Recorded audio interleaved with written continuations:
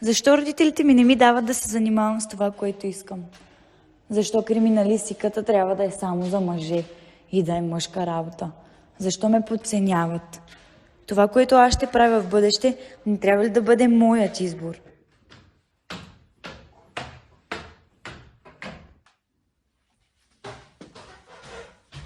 Какво пак правиш? Само с глупости се занимаваш по цял ден. Млъкни, моля те, изчакай. Нали ти обясних? Опитвам се да кандидатствам като художник. Безделник! Художник щял да ми Млъкни, моля става! те, млъкни!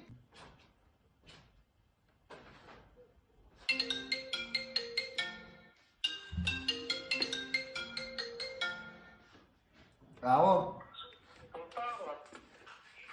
Не е добре. Защо? Защото с нашите пак се скарахме за моята мечта. Абе, брат, още ли се занимаваш с тия простотии? Добре ли, човек, това е нещо, което искам да правя хипер много време. Ама успокой се, просто послушай вашите. Ма не, слушай, не мога да ти го обясня.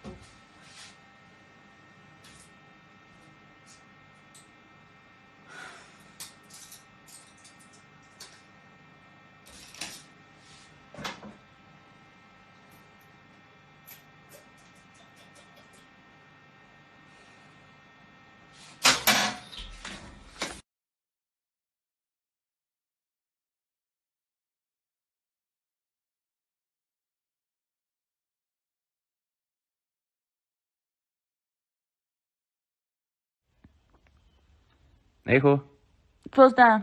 добре, а с теб? Не е много добре. А защо? Защото нашите пак ме мрънкат за криминалистиката, не ми дават, казват ми, че е мъжка работа, не било за жени, трябва да имам психика. Някакви пълни глупости като цяло. И не знам вече какво да правя. А те не знаят ли, че най-добрите криминалисти са именно жени?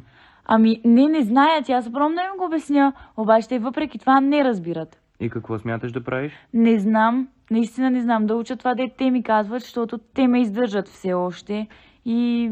А добре, да ще дойде време, в което ти сама трябва да се издържаш. Тогава какво ще правиш? Не знам, ще дойде, обаче за сега няма как. Замисля ли си, че можеш да кандидатстваш онлайн и накрая да излезеш две образования, като по този начин ще учиш това, което наистина искаш? Наистина ли? Да, аз така занимавам с испански език. Много яко, можеш ли да ми пратиш някакъв линк? Да, ще ти изпратя всичко необходимо, ще прегледаш и ще разбереш дали това е начина. А има ли някакви други хора, които занимават с това? Всъщност да, от известно време се събираме в младежкия център и се оказва, че много млади хора имат този проблем. Ако искаш, можеш да минеш някой път да видиш какво правим там. Ако не е нещо свръхполезно, поне е разтоварващо. Ама това в нашия град? Да, абсолютно. Дори не подозираш колко много млади хора споделят проблемите ти. Ще си бъдете много полезни един на друг и дори ще ви бъде забавно. Ако искаш, ела някой път и сама ще се убедиш. Определено ще дойда. Имам и приятел, който има същите проблеми. Дори беше в болница заради това. Много ти благодаря, пак ще се чуем. Да, задължително го взима и него. Другия път ще се видим там.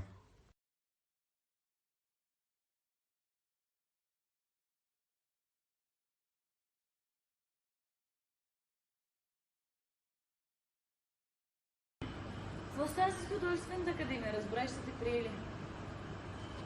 След като взех живота в ръце и се стигнах наистина, успяха да ме приемат. И майка ми наистина се промени коренно. Прие го най-накрая. Най-накрая го прие. Ти? Супер. При мен всичко е наред. С криминалистиката върви много добре. Нашите са доволни, аз съм доволна. В младежкия център всичко върви добре. Ти не си идва от много време. Добре, че беше младежкият център. Да, наистина.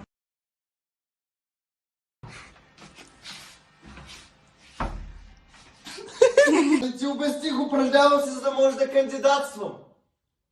Що пак го каза?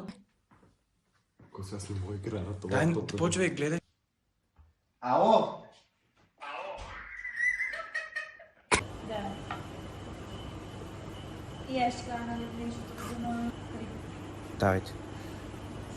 Защо да се как вървят нещата с академията, мама? Момче, пак се снимаме. След като бях с късно.